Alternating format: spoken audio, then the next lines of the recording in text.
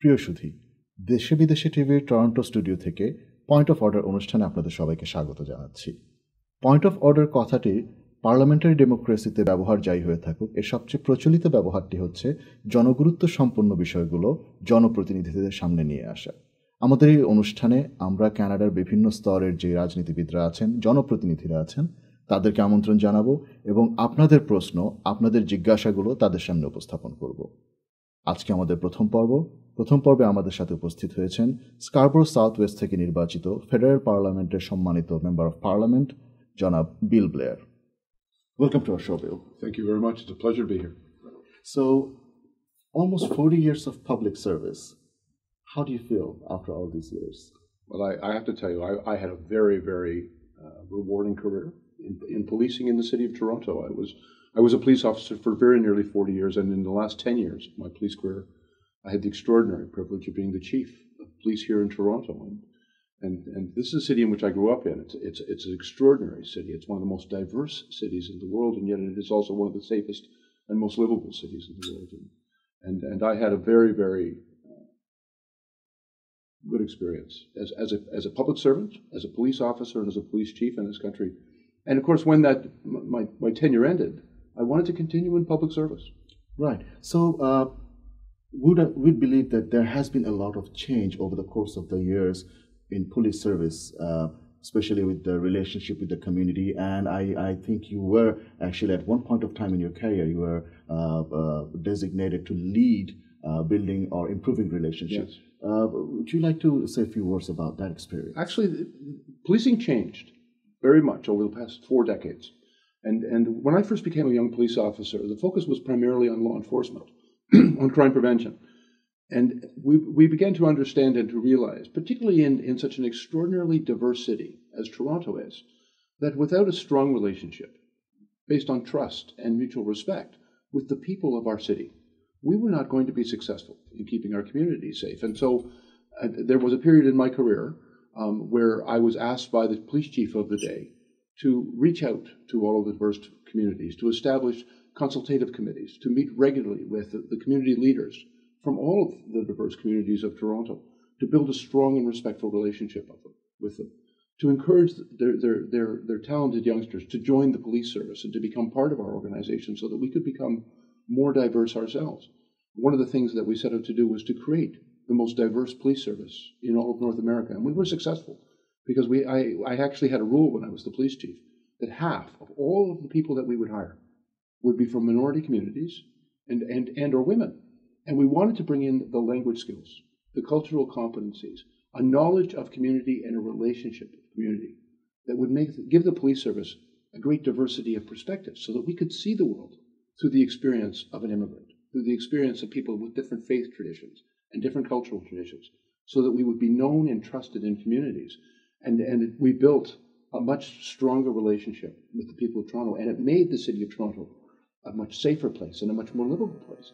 It is a great source of pride to me. I have traveled all over the world, and I have been asked many times by leaders in other countries, how can Canada be such a safe and livable place when it has such extraordinary diversity? And I explained to them, it is because of our diversity.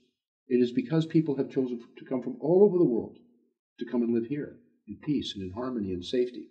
And the way in which we embrace each other and respect each other and work together to make this a better society for everyone. That is the secret to our safety, and that's the secret to our success. I think it's a great source of pride for all Canadians that we can be an example to the world. This is how people should live. I've always wondered, and I'm sure many of our audience would have the same question too, that when you're in public service for such a long time, there must be situations or times when, well, most of us mortals, we feel burned out or extraordinary stress. How did you cope with that level of stress for decades after decades? Yeah, well, certainly the job that I held as a police chief, I was the person primarily responsible for the safety of my city. And in a large city, occasionally bad things will happen. Innocent people will be hurt. There will be serious crimes that take place. There are challenges to our safety and our sense of our safety. But I was always inspired by the people that I worked with, dedicated public servants, and also in the communities that I worked for. The people that I worked for, there were so many good, strong partners. I drew strength from that every day. And frankly, it was a privilege. And I always thought of it as a great privilege to be entrusted with the safety, upholding our laws, and helping to make our city, our country, a better place to live. It was an honor and a privilege. And yes, there were challenging days. I think it would be disingenuous to suggest that there weren't sometimes very, very difficult challenges.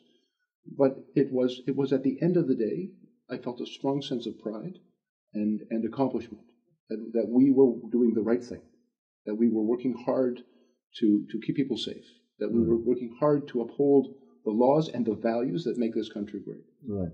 Now, obviously, after the 40 long years of service as a police officer, as a police chief, you eventually, at some point of time when people would think of going on a vacation, on a long retirement, you decided to devote the rest of your life in public service again. What actually drove you to take that decision? As I've already suggested, the time that I was in service, in the police service, to the people of Toronto, was a very rewarding time. I had always felt in my mind that I would do this forever, but of course that you cannot. I was the police chief for a very long time, longer than anyone else had ever done the job. When my career in policing ended, I wanted to find another way to serve. And when people ask me, what will you do now? Quite frankly, I had no thought of retirement or vacation. I've never really done vacation. I like to work. Right. I work every day. And so I just said, I want to find another way to serve. And not surprisingly, many people then came to me with ideas. Here's other ways in which you can continue to serve your community. Right. It's a commitment to service, but also I have many friends and I enjoy working with people, the people of my city. I enjoy working in the neighborhoods. I take great pride and pleasure from the work that we do in community with great community partners. If I had just gone off into retirement, I would miss those people. I would miss my community. I would miss my friends, the work that we do, which I believe is very important. And so I was seeking another opportunity. And I have had the opportunity and privilege of working with many elected officials who are also dedicated public servants. Right. You know, sometimes people think of politicians in a negative way. But I have, in my experience, I have met very many fine public servants, public-spirited people who choose to serve in elected office.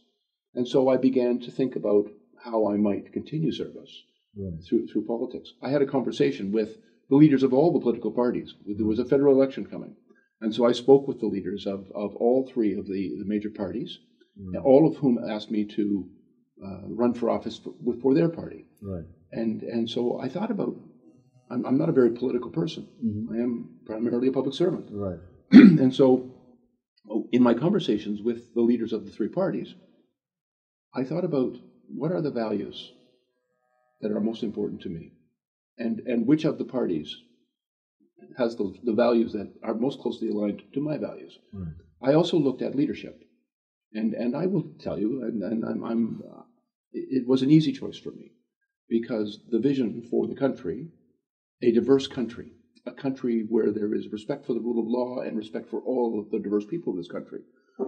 I felt that my leader, Justin Trudeau, was the leader who most held strongly to those values, and that the platform that he was putting forward was a platform that would help families, that would help young children. I spent most of my life in the protection of children, and I thought this is something that would be worth helping and supporting. Yeah, I remember in one of your interviews, I think it was before you decided, or right when you decided to join the Liberal Party of Canada, you mentioned your decision was a values-based one. Could you elaborate on that one? Yeah, of course. You know, as a police chief, I operated in a very political environment because you have to work with municipal, provincial, and federal politicians. I always felt that the politics was it changed constantly. The politics was not what was important. What is important is our values, the things that bring us together, the things that we have in common, respect for each other, a respect for our diversity, a tolerance of different viewpoints, the way in which we look out for each other, the way in a society looks after its most vulnerable and works hard to keep its citizens and its children safe. All of those things are values to me. They're not based on politics. And frankly, politics was much less important to me than the values. And so, frankly, I sat down and I thought about each of the parties and their choices that they made, and I spoke to their leaders primarily about values. And I looked for those values which most closely aligned with the things that I believed, and also a leader who demonstrated those values. And I will tell you, most of the conversation that politicians have is always about politics and about policies and platforms. But I think the things that never change, the things that you can trust and rely on from our political leadership, is their values. Those things should never change. Right. Those are the things that we hold fast to. Those are the things that define us. And policies and platforms change with each election. You know, people come up with different ideas and different politics, but our values define us. And the values we have in common are what make us a Canadian society. And I think it's the thing that draws people from around the world to come to a place where those values are the values of our society. Frankly, this is the most important discussion, because the greatest commitment that our government made was to support the middle class and people who are working hard and wish to join the middle class. Struggling families. I think this is maybe the most profound economic change in our country, perhaps even in our history, as we introduced the new Canada Child Benefit. The Canada Child Benefit provides money to families, substantially more money to families. 9 out of 10 Canadian families, and here in Scarborough Southwest, the number is even higher, but 9 out of 10 Canadian families got more money from the Canada Child Benefit, substantially more money, and it made a profound change. You know, we know in our community there are many families who have a combined income of less than $30,000 a year, and for those families, that's the poverty line in our country. We have many children growing up in our communities who are living below the line of poverty. And as a result of the introduction of the Canada Child Benefit, more than 315,000 of those kids were lifted out of poverty. They now live in families where their families can afford better food on the table, create opportunities, sports equipment, books, things that will help the child grow up and be part of a greater society and give them greater opportunities to prosper. And so that has reduced Canada child poverty in our country by nearly 40%. It is one of the most profound economic changes that any country has ever undertaken. And quite frankly, I will tell you, it is the thing perhaps I am most proud of that our government has accomplished, because we have taken care of those most vulnerable children in our society by providing, through the Canada Child Benefit, the opportunity for them to live a better life and to have greater success. Now, those are steps that we took immediately to bring relief to those who needed it the most. But we've also made an extraordinary commitment to infrastructure spending. Infrastructure spending in building new transit systems, improving public housing and create affordable housing, new investments in science and research. We're making substantial new investments in the health transfer payments to the province. All of these things are going to improve the quality of life and create growth in our society. And these are tremendously important. I will tell you, in the city of Toronto, we face 2 very, very significant challenges in this city. The first is around transit infrastructure, and the second around housing. And our government has made enormous commitments of capital going forward 11 years. And our economic update added an additional $80 billion over the 11 years to a commitment that we had already made, so that almost $180 billion is now being committed to infrastructure spending right across Canada that's going to make a difference in helping our economy grow. And in helping our economy grow, we enable young people to have a future, to create new opportunity for business, new opportunity for better housing, more affordable housing, more accessible housing, for transit that will get people to and from work. You know, for a person who spends an hour and a half waiting for a bus and commuting down to their job every day, well, if we can reduce that time, then we improve the quality of their life. And we also give them an opportunity to be more productive in work, right, and to produce more and to do better. We're also making some very significant changes in an innovation agenda to attract bright people from around the world. We know that there is extraordinary global talent, and Canada has to compete with the world in attracting that talent to this country. We have seen in this city the extraordinary contribution that immigrants have made coming to this country. They come and they bring their ambition, they bring their talent, and they bring a vision for this country. They create jobs, they create opportunity, they help the economy grow, and they improve the quality of life for everyone. And so through investment in infrastructure, through an investment in immigration and attracting the best and the brightest to our country, we believe that we can create a great future.